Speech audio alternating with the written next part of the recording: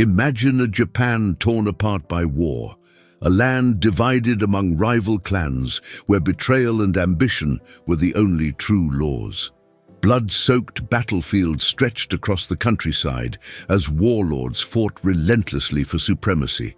Now imagine a man born into poverty, the son of a simple farmer with no noble lineage or samurai heritage. A man who, against all odds, would rise from the lowest ranks of society to become one of the most powerful leaders in Japanese history. This is no legend. This is the extraordinary true story of Toyotomi Hideyoshi, the unifier of Japan. In the 16th century, Japan was drowning in chaos.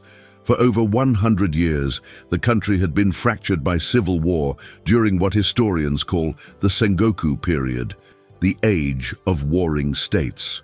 When Oda Nobunaga, one of the great leaders of the era, was betrayed and killed in 1582, Japan seemed destined to remain forever divided, a patchwork of warring territories ruled by ambitious daimyo lords. But from the ashes of this tragedy emerged an unlikely hero, a man once nicknamed Monkey for his appearance, who had started his career carrying the sandals of his master. Toyotomi Hideyoshi, a brilliant strategist, masterful diplomat, and visionary leader, would step forward to continue what Nobunaga had started. What makes a great leader? Is it birth into nobility, natural talent, or perhaps the hunger that comes from having nothing? Hideyoshi's rise from peasant to ruler is not just a fascinating chapter of Japanese history, it's one of the most remarkable stories of social mobility in world history. Within a single lifetime, this farmer's son would defeat powerful armies, outsmart cunning rivals, and transform a fractured nation into a unified empire. His reforms would reshape Japanese society and set the stage for centuries to come. If you love history and want to unravel the mysteries of great empires and extraordinary leaders, this is a story you cannot miss. Subscribe to Modern Age Chronicles right now and hit that notification bell so you never miss an episode. Join us as we journey through time to discover how a peasant became the master of Japan. In the year 1537, while Europe was in the midst of its Renaissance, a child was born in a small farming village in Japan's Owari province. His name was Hideyoshi, the son of a humble foot soldier turned peasant farmer. In today's world, we often speak of the dream of social mobility, but in 16th century Japan, such an idea was almost unthinkable. Japanese society during this era was rigidly structured, with clear boundaries between social classes.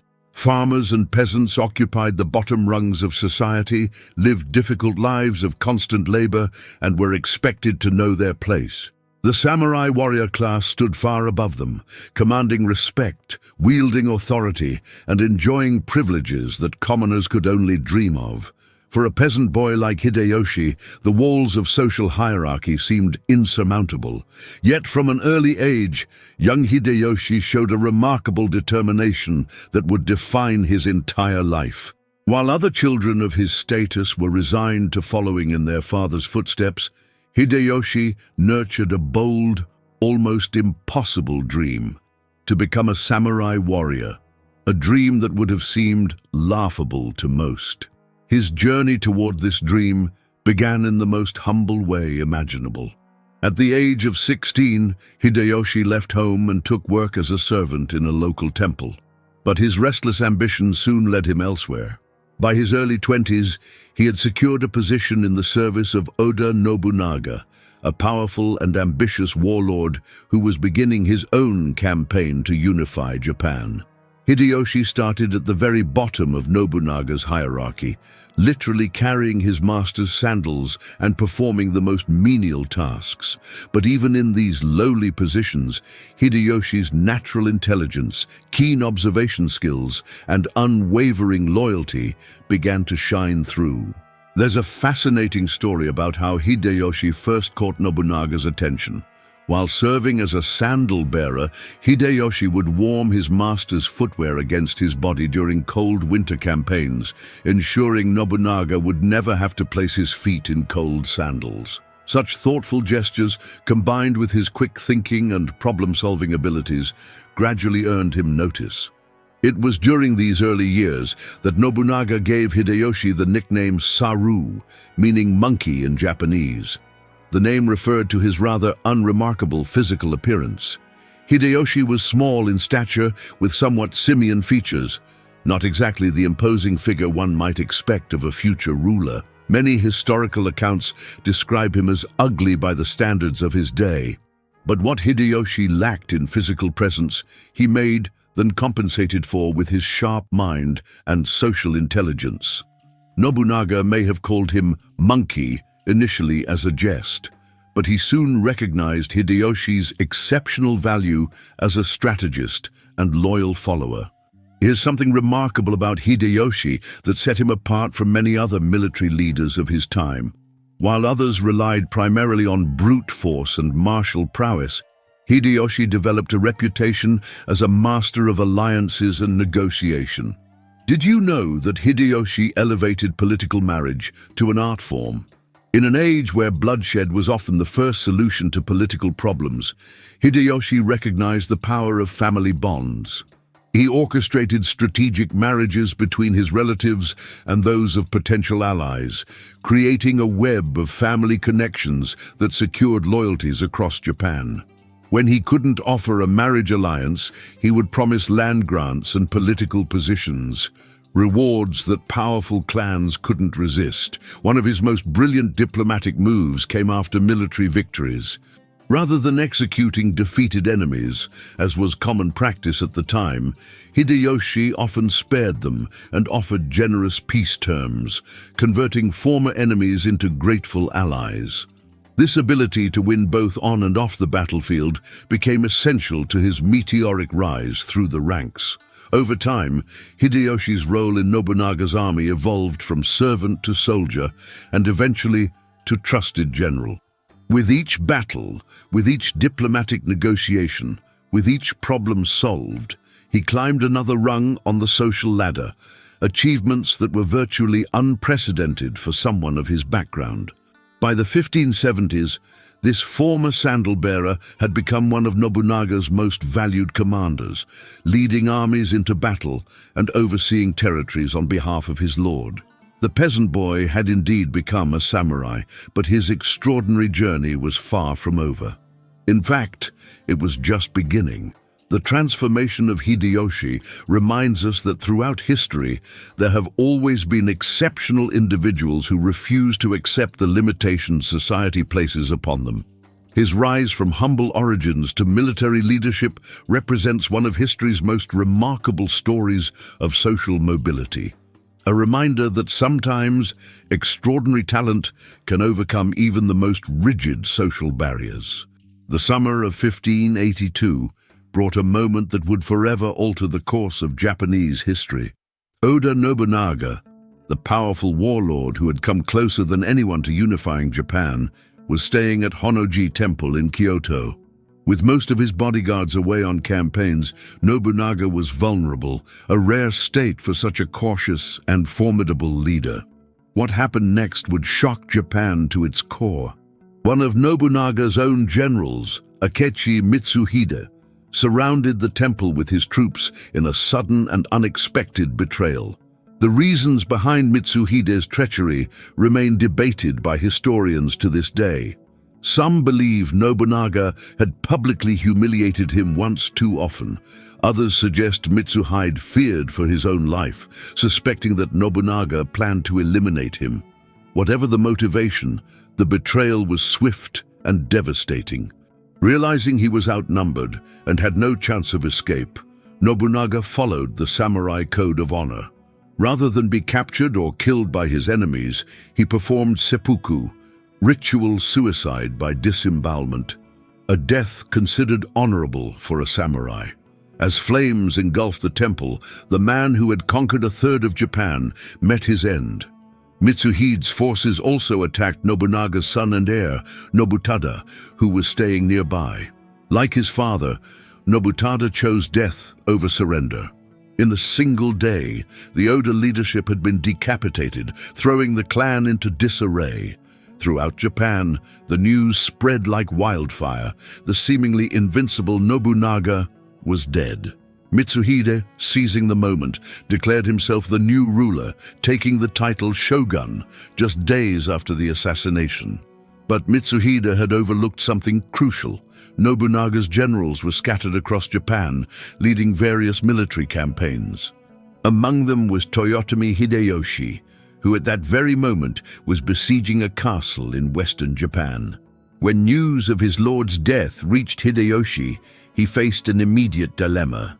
The siege was nearly complete, yet his master had been murdered. His response showed the lightning-fast decision-making that would come to define his career. Within hours, Hideyoshi had negotiated a hasty peace with the castle's defenders.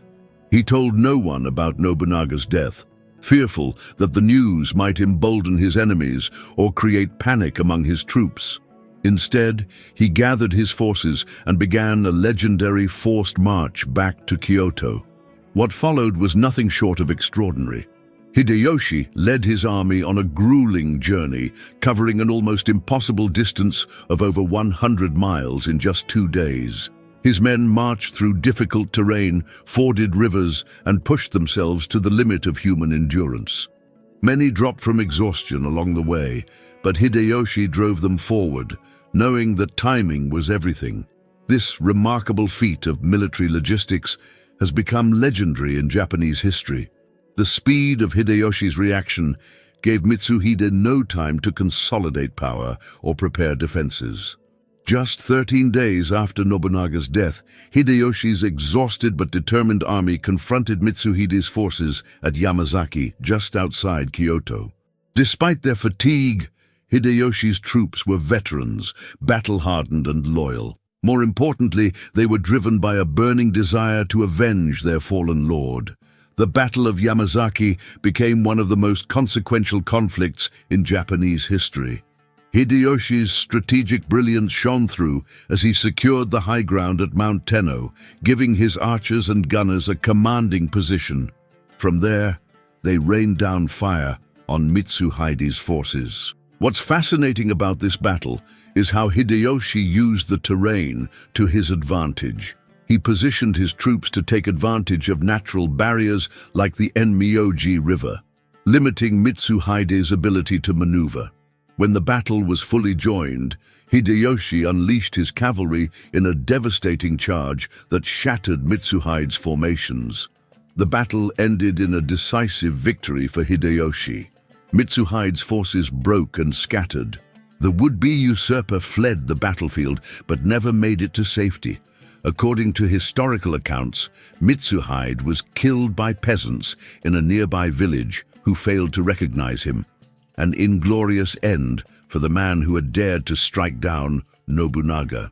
Thus, Mitsuhide's reign lasted a mere 13 days, earning him the mocking nickname, the 13-Day Shogun. With this single, brilliantly executed campaign, Hideyoshi had accomplished several things at once. He had avenged his master's death, eliminated a rival for power, and positioned himself as Nobunaga's true successor. The speed and decisiveness of his response had left other potential contenders for leadership flat-footed. But Hideyoshi was far from secure in his position. Nobunaga had other powerful generals and a surviving son who could claim leadership.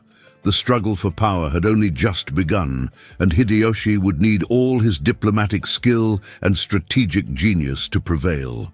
In the aftermath of Yamazaki, Hideyoshi made a critical decision that revealed his political acumen.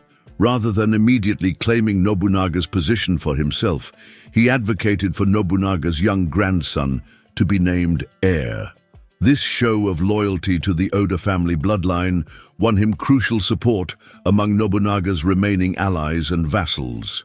Behind the scenes, however, Hideyoshi was carefully consolidating real power in his own hands. Step by step, he began absorbing Nobunaga's territories and authority while maintaining the fiction that he was merely serving as regent until the young heir came of age. This moment marked the true beginning of Hideyoshi's journey toward becoming the unifier of Japan. From the ashes of betrayal and death arose his opportunity to reshape the nation. The peasant who became a samurai would soon become something far greater, but the path ahead would be neither simple nor bloodless. As dawn broke on the morning of October 21st, in the year 1600, a thick fog blanketed the small valley of Sekigahara. Two massive armies faced each other across the misty plain, their banners barely visible through the haze. More than 160,000 warriors stood poised for what would become the most decisive battle in Japanese history.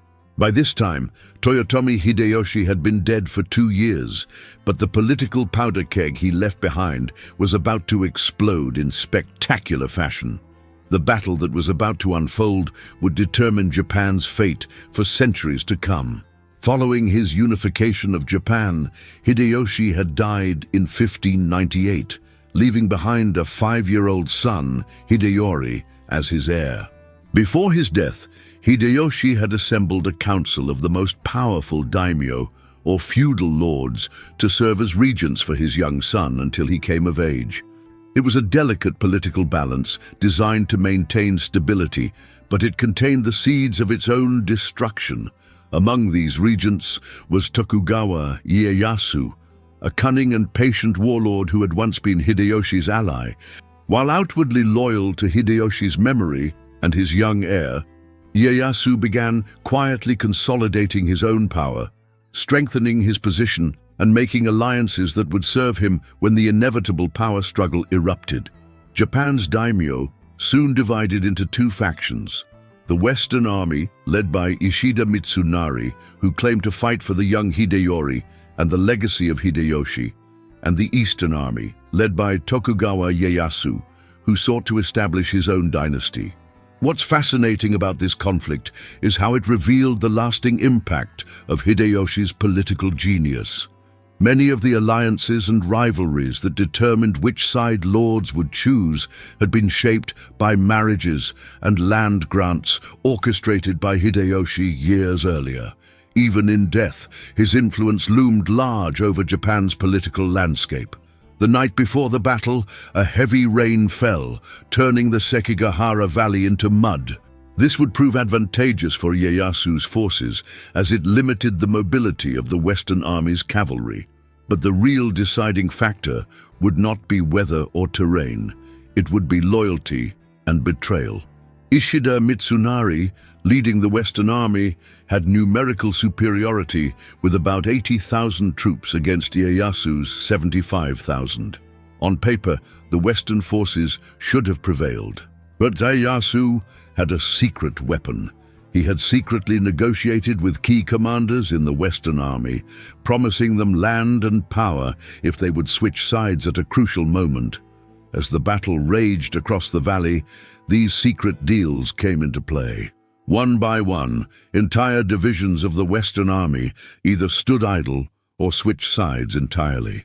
The most devastating betrayal came when Kobayakawa Hideaki, commanding a crucial position on Mount Matsuo overlooking the battlefield, suddenly led his 10,000 warriors in an attack against his own allies. This cascading series of betrayals turned the tide decisively. What should have been a hard-fought battle became a rout. By the end of the day, more than 30,000 warriors lay dead or wounded across the muddy plain of Sekigahara. Ishida Mitsunari was captured while trying to flee and was later executed. The Battle of Sekigahara did more than just determine who would rule Japan. It marked the end of an era. The century of civil war known as the Sengoku period, the age of warring states, had finally come to a close. In the aftermath of his victory, Ieyasu rewarded those who had supported him and punished those who had opposed him. He redistributed vast territories, giving choice lands to loyal vassals and stripping land from enemies. This massive transfer of power and wealth fundamentally reshaped Japan's political landscape. 3 years after Sekigahara, in 1603, Tokugawa Ieyasu took the title of shogun, establishing a dynasty that would rule Japan for over 250 years until the Meiji Restoration in 1868. But what of Hideyoshi's legacy? Though his direct bloodline would not rule Japan, his vision of a unified nation endured. The political foundations he laid, his land surveys, class separation edicts, and national infrastructure became the bedrock upon which the Tokugawa shogunate built their long period of peace and stability. In many ways, the Tokugawa peace was the fulfillment of Hideyoshi's dream of a unified Japan. Though Ieyasu claimed the final victory, he built his success on Hideyoshi's blueprint. Perhaps the greatest testament to Hideyoshi's genius is that even his rivals had to adopt his vision to succeed. There's an intriguing historical irony here. Hideyoshi, born a peasant, created a rigid class system that would have prevented someone like himself from ever rising to power again. Once he achieved his unprecedented social climb, he effectively pulled up the ladder behind him. Did you know that Hideyoshi was a master of political alliances? His network of marriages, adoptions, and land grants created relationships that shaped Japanese politics for generations after his death. Even the Battle of Sekigahara, fought after he was gone, played out along fault lines he had helped create. If you're enjoying this journey through one of history's most fascinating power struggles, make sure to like this video, share it with fellow history enthusiasts, and subscribe to Modern Age Chronicles for more incredible stories from the past. And I'm curious, who do you think was the greatest strategist in Japanese history? Was it Hideyoshi with his diplomatic genius and unprecedented rise?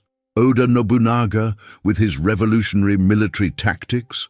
Or perhaps Tokugawa Ieyasu, who outlasted them, all and established Japan's longest ruling dynasty? Drop your thoughts in the comments below. I'd love to hear your perspective. Military conquest alone does not build a lasting empire. The true art of nation building comes after the battles are won, when swords must give way to scrolls and generals must become administrators. This was the challenge that faced Toyotomi Hideyoshi once he had defeated his rivals on the battlefield. How would he transform a patchwork of warring provinces into a single unified nation? What makes Hideyoshi truly remarkable in Japanese history is that he understood this challenge deeply.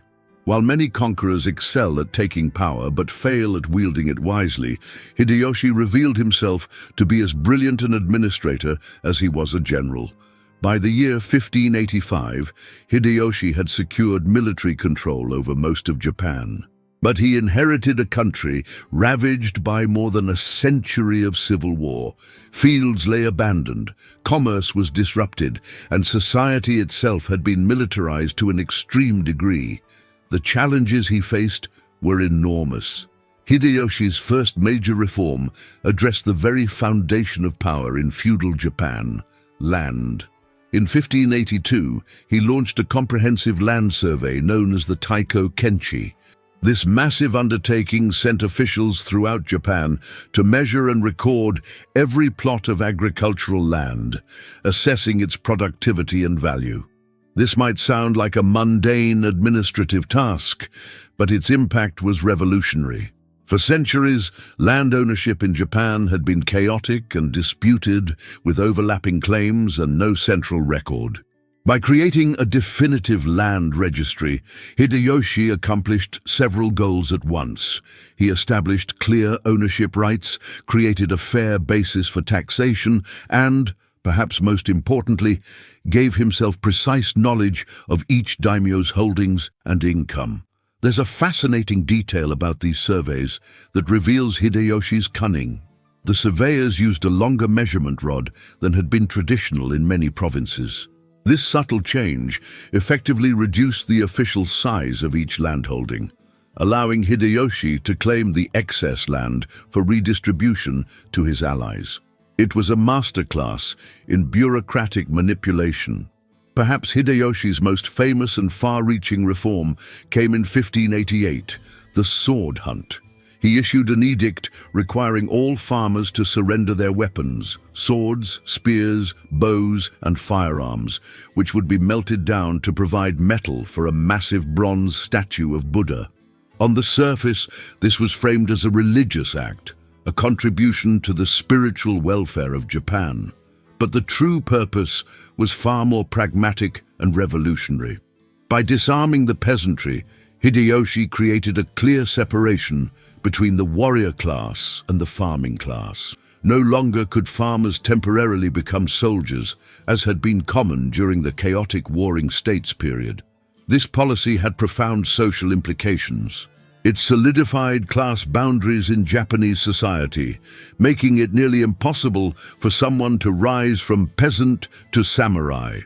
Ironically, the very path that Hideyoshi himself had followed. In essence, he pulled up the ladder behind him, ensuring that his own remarkable social mobility would not be repeated. The class separation didn't stop there. In 1591, Hideyoshi issued edicts that formally divided Japanese society into 4 distinct classes: samurai at the top, followed by farmers, artisans, and merchants at the bottom. Each class had specific roles, rights, and restrictions. This rigid social structure, known as the Shinokosho system, would define Japanese society for centuries to come. What's particularly intriguing is how Hideyoshi, born a peasant, created a system that so thoroughly enshrined the superiority of the samurai class he had fought so hard to join. Was this a reflection of his own insecurities about his humble origins? Or was it simply pragmatic social engineering designed to maintain order? Historians still debate these questions. While Hideyoshi restricted social mobility, he actively encouraged economic growth. He standardized weights and measures throughout Japan, making commerce between provinces much easier. He minted new gold and silver coins, providing a stable currency for trade, and perhaps most significantly, he eliminated many of the internal toll barriers that had hampered the movement of goods within Japan.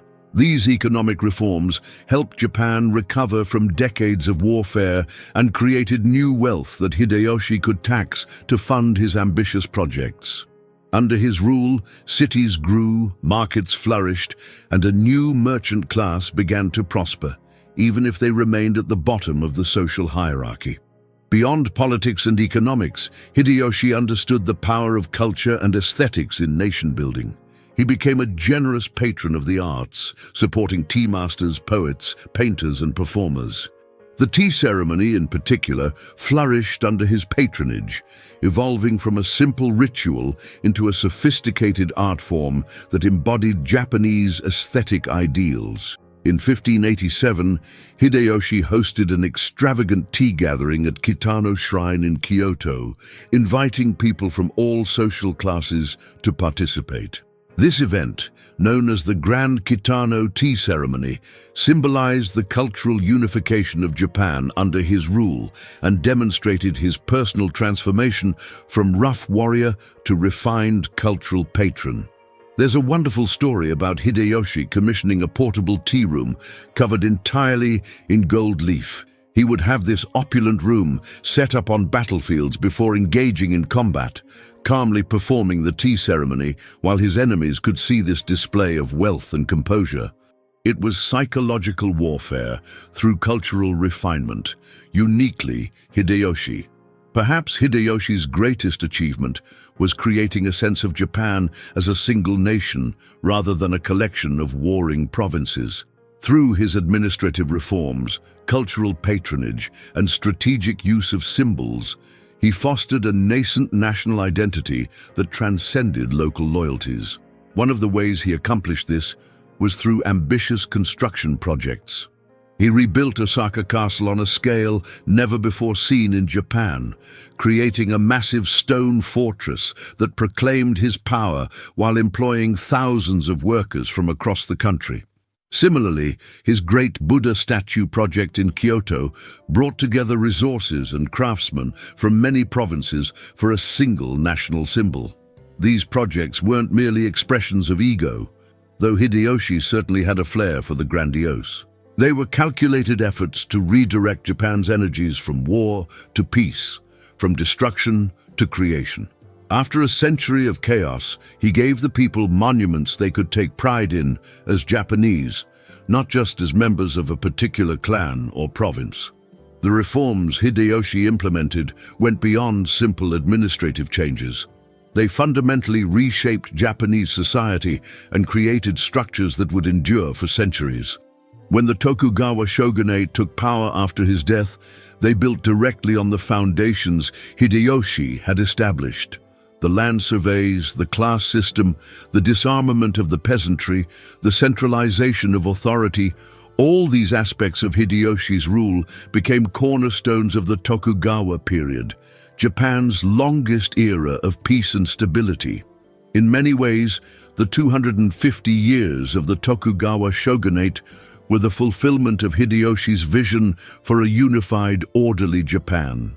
What makes this all the more remarkable is that Hideyoshi accomplished these sophisticated reforms without the formal education or aristocratic upbringing of his peers. The former peasant had an intuitive understanding of power, social dynamics, and administration that many born to privilege never attained. Through his comprehensive reforms, Toyotomi Hideyoshi transformed Japan from a battlefield into a nation. He didn't merely conquer territory. He built the frameworks of governance, society, and culture that would define Japan for generations to come. In doing so, he secured his place not just as a military victor, but as one of history's great nation builders. By 1592, Toyotomi Hideyoshi had accomplished what many thought impossible. From humble peasant origins, he had risen to become the supreme ruler of a unified Japan. His reforms had brought stability to a land long ravaged by civil war. His authority was unchallenged within the Japanese islands. For most rulers, this would have been enough. A legacy to be proud of, a lifetime of achievement. But Hideyoshi was not most rulers. As he approached his mid-50s, Hideyoshi began to contemplate his place in history.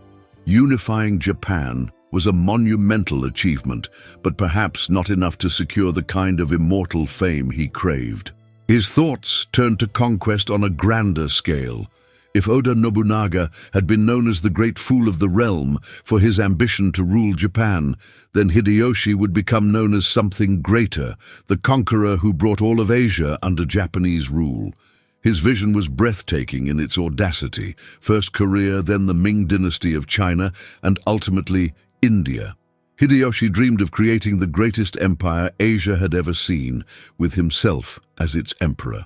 It was a dream that would lead to one of history's most ambitious and ultimately disastrous military campaigns. In early 1592, Hideyoshi sent a letter to the Korean king demanding safe passage for his armies to invade China. When Korea refused this outrageous request, Hideyoshi found his pretext for invasion. In April of that year, he dispatched the first wave of what would eventually total more than 150,000 Japanese troops to the Korean peninsula.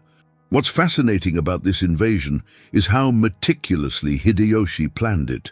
Despite never leaving Japan himself, he organized his forces into 9 divisions, each led by a powerful daimyo. He established supply lines across the Sea of Japan and created detailed invasion routes. The scale of this logistical effort was unprecedented in Japanese history. The initial invasion was a stunning success. The Japanese forces, battle-hardened from decades of civil war and equipped with firearms that had revolutionized Japanese warfare, overwhelmed Korean defenses. Within just 3 weeks, they had captured the Korean capital of Hanseong, today known as Seoul. The Korean king fled northward as Japanese forces pushed deeper into the peninsula. But this rapid advance concealed critical weaknesses in the Japanese campaign. For one, the various daimyo commanding the invasion forces often refused to cooperate with each other, pursuing individual glory rather than coordinated strategy. This was a direct result of Hideyoshi's leadership style. He had sent potential rivals to Korea, partly to keep them occupied away from Japan. More significantly, the Japanese soon faced an unexpected obstacle: the Korean Navy. Led by the brilliant Admiral Yi Sun-sin, Korean naval forces employed innovative turtle ships, the world's first armored warships, to devastating effect. These remarkable vessels featured iron-plated roofs studded with spikes to prevent boarding. Along with multiple cannon ports for artillery, Admiral Yi used these ships to cut Japanese supply lines, isolating the invasion forces from reinforcement and resupply. There's an incredible story about Admiral Yi's most famous victory at the Battle of Myeongnyang in 1597. With just 13 ships, he defeated a Japanese fleet of over 300 vessels by luring them into narrow straits where the powerful currents worked against the Japanese ships. This miraculous victory is still celebrated in Korea today as one of history's greatest naval achievements. On land, the initial Japanese momentum also began to stall. Korean resistance stiffened as volunteer guerrilla forces organized throughout the countryside. These civilian fighters, called the Righteous Army, conducted hit-and-run attacks on Japanese forces, disrupting their supply lines and making it impossible to control the territory they had conquered. Then, in 1593, Ming China entered the war, sending a massive army of over 40,000 troops to aid their Korean vassals. The Chinese intervention transformed the conflict, pushing Japanese forces back down the peninsula. By 1596, the Japanese held only a few coastal enclaves. As the war dragged on, its cost in lives and resources mounted. Korean civilians suffered terribly under Japanese occupation. Towns and villages were destroyed, and countless cultural treasures looted or burned. Japanese troops engaged in systematic ear hunting, collecting the noses and ears of killed enemies as proof of their victories. These grisly trophies were pickled in salt and sent back to Japan, where some were buried in a mound called the Mimizuka, or ear mound, which still exists in Kyoto today, a somber reminder of the war's brutality. Despite mounting setbacks, Hideyoshi refused to abandon his grand ambition.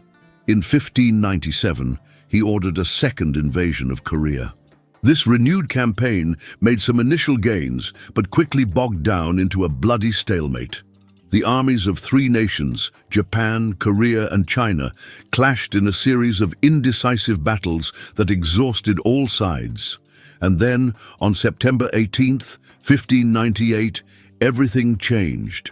Toyotomi Hideyoshi, the great unifier of Japan, died at the age of 62 in his palace at Fushimi. His death was kept secret for weeks, while Japanese leaders frantically debated their next steps. Eventually, the invasion forces were ordered to withdraw from Korea, bringing the 7-year conflict to an inconclusive end. The Korean invasions had failed to achieve any of Hideyoshi's objectives. No territory was gained, no glory won. Instead, the campaigns had drained Japan's treasury, cost tens of thousands of Japanese lives, and devastated Korea. It was a sobering conclusion to the life of a man who had otherwise achieved so much. Yet even in failure, the Korean campaigns reveal important aspects of Hideyoshi's character and vision. His ambition knew no bounds. Not content with unifying Japan, he sought to create an empire that would rival any in world history. There was something almost tragic in his refusal to accept limits, to acknowledge that perhaps some dreams were beyond even his remarkable abilities. The invasions also laid bare the fragility of Hideyoshi's political arrangements in Japan. By sending powerful daimyo to Korea with their armies, he had temporarily removed potential rivals from the domestic scene. But their absence from Japan created a power vacuum that would contribute to the political instability following his death. Despite the failure of his foreign adventures, Hideyoshi's legacy within Japan remained profound. The unification he achieved, the administrative systems he established, and the cultural flowering he encouraged all outlived him. When the Tokugawa shogunate rose to power after his death, they built directly upon the foundations Hideyoshi had laid. There's an illuminating contrast between Hideyoshi's domestic and foreign policies. At home, he was pragmatic, flexible, and innovative, qualities that allowed him to effectively govern a complex society. Abroad, he became rigid, overconfident, and unrealistic, pursuing grandiose dreams without adapting to changing circumstances. It's as if the very qualities that made him successful in Japan abandoned him when he looked beyond its shores. Perhaps the most poignant aspect of Hideyoshi's legacy lies in what happened to his bloodline. Despite his extraordinary efforts to secure his family's position, including having potential rivals to his young son executed, the Toyotomi clan did not long survive him. By 1615, just 17 years after his death, his son Hideyori would die by suicide as Osaka Castle burned around him, defeated by Tokugawa Ieyasu in the final act of Japan's unification wars. The man who rose from nothing to rule everything ultimately failed in his most personal ambition to establish a lasting dynasty. Yet, in the grand sweep of Japanese history, Hideyoshi's impact remains indelible. He transformed Japan from a patchwork of warring states into a unified nation. He created administrative and social structures that would endure for centuries. And his life story, the peasant boy who became ruler of Japan, remains one of history's most remarkable tales of social mobility and personal reinvention. In the end, perhaps Hideyoshi's greatest legacy isn't found in conquered territories or dynastic succession, but in the Japan he helped create, a nation whose boundaries and identity he defined, whose institutions he shaped, and whose culture he enriched. For all his flaws and failures, Toyotomi Hideyoshi stands as one of the great nation builders of world history. As autumn leaves fell across Japan in 1598, so too fell one of the greatest figures in Japanese history, Toyotomi Hideyoshi, the man who had risen from humble peasant origins to become the unifier of a fractured nation, drew his final breath at Fushimi Castle. He was 62 years old, and with his passing, an extraordinary chapter in Japan's story came to a close. In his final days, Hideyoshi must have reflected on his remarkable journey, the son of a lowly foot soldier who had climbed beyond all expectations, defying the rigid social hierarchy of feudal Japan. Yet for all his achievements, one critical failure haunted his deathbed, the matter of succession. You see, Hideyoshi had only one legitimate heir, his 5-year-old son, Hideyori. A child far too young to command the respect necessary to hold together the delicate alliances Hideyoshi had forged through decades of careful diplomacy and strategic warfare. Before his death, Hideyoshi had established a council of 5 regents, meant to govern until Hideyori came of age, with his most trusted general, Tokugawa Ieyasu, among them. But perhaps Hideyoshi knew what would come next. He reportedly told his wife, "After my death, Ieyasu will not remain loyal." How prophetic these words would prove to be. The power vacuum created by Hideyoshi's death sparked immediate tensions. The Council of Regents, meant to preserve stability, instead became a battleground for competing ambitions. Within 2 years, Japan was again divided into factions, those loyal to Hideyoshi's memory and the young Hideyori, and those who supported Tokugawa Ieyasu's bid for supreme power. An interesting detail often overlooked is how Hideyoshi's military failure in Korea inadvertently hastened these divisions.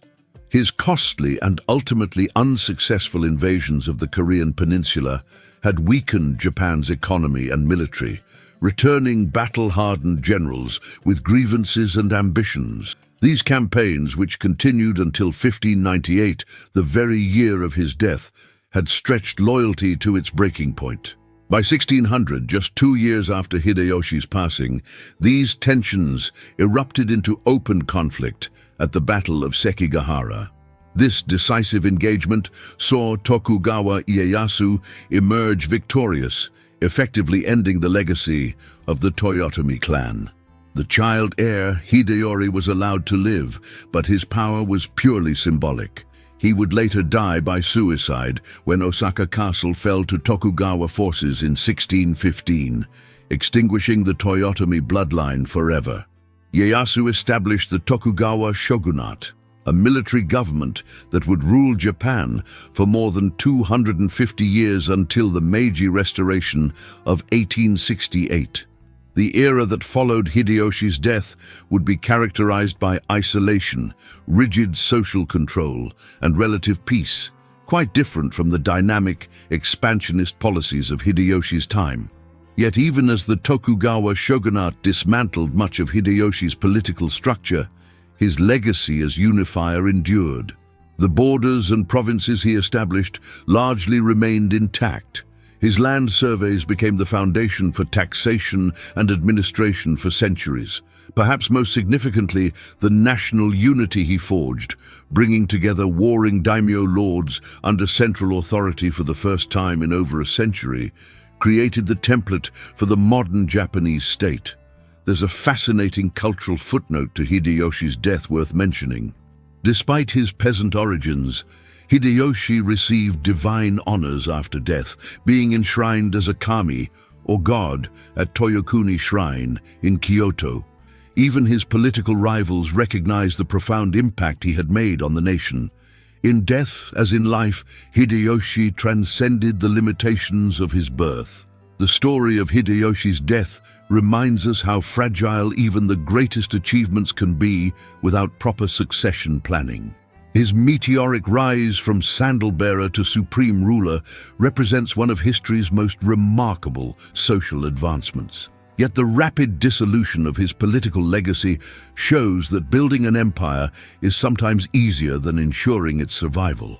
Centuries later, Japanese people still visit Toyokuni Shrine to pay respects to the memory of the commoner who unified their nation. In the end, perhaps Hideyoshi's most enduring legacy wasn't the territories he conquered or the battles he won, but the very concept of Japan as a unified whole, an idea that would survive long after the man himself returned to dust. As we come to the end of our journey through the remarkable life of Toyotomi Hideyoshi, we're left with a legacy that continues to echo through Japanese history more than 4 centuries later. From the dusty roads where he once carried sandals as a lowly servant to the golden halls of Osaka Castle, where he ruled as imperial regent, Hideyoshi's rise represents one of history's most extraordinary social transformations. What makes Hideyoshi's story so compelling is that he wasn't born into power like many of his contemporaries. In an age where bloodlines determined destiny, this son of a foot soldier managed to break through rigid class barriers through sheer force of will and intellectual brilliance. When you walk the grounds of Fushimi Castle today, you can almost feel the presence of the man who once said, "After I possess all of Japan, I will possess Korea and then the whole of China." His ambition truly knew no bounds, but perhaps what's most fascinating about Hideyoshi was his dual nature. While he could be ruthlessly pragmatic in pursuing power, ordering the execution of Christian missionaries when it suited his aims and brutally suppressing rebellions, he was also capable of remarkable cultural sensitivity. He hosted elaborate tea ceremonies, wrote poetry, and patronized the arts during Japan's cultural renaissance. The famous golden tea room he constructed, covered entirely in gold leaf, stands as testament to his appreciation for beauty amid the chaos of war. And let's not forget that Hideyoshi's reforms, from the sword hunt that disarmed peasants to his comprehensive land surveys, created the foundation for centuries of stability that followed. The Japan we know today, with its distinct cultural identity and unified national consciousness, owes much to the vision of this unlikely ruler. So what do you think? Was it Hideyoshi's burning ambition that made him great, driving him to overcome impossible odds and reach heights no commoner had achieved before? Or was it his remarkable ability to unite people across clan lines, to forge alliances where others saw only enemies that truly set him apart? Perhaps his genius lay in possessing both qualities in equal measure: the fire to dream beyond his station and the charisma to bring others along on his improbable journey. The story of Toyotomi Hideyoshi reminds us that sometimes the most profound transformations in history come not from those born to power, but from those who dare to reach beyond the circumstances of their birth. His life stands as a powerful reminder that with enough determination, intelligence, and adaptability, even the most entrenched social orders can be transcended. If you've enjoyed this exploration of one of Japan's most fascinating historical figures, please take a moment to like this video and share it with friends who appreciate great historical narratives. Subscribe to Modern Age Chronicles for more deep dives into ancient civilizations, forgotten empires, and the remarkable individuals who shaped our world. Hit that notification bell so you never miss our weekly uploads delving into the captivating stories from history. And before you go, leave a comment below sharing your thoughts on Hideyoshi's legacy. Do you see him primarily as a military genius, a cultural patron, or a social revolutionary? Your perspective adds to our collective understanding of this complex historical figure. Thank you for joining me on this journey through 16th century Japan. This is Modern Age Chronicles, where the past comes alive, one story at a time. Until our next historical adventure.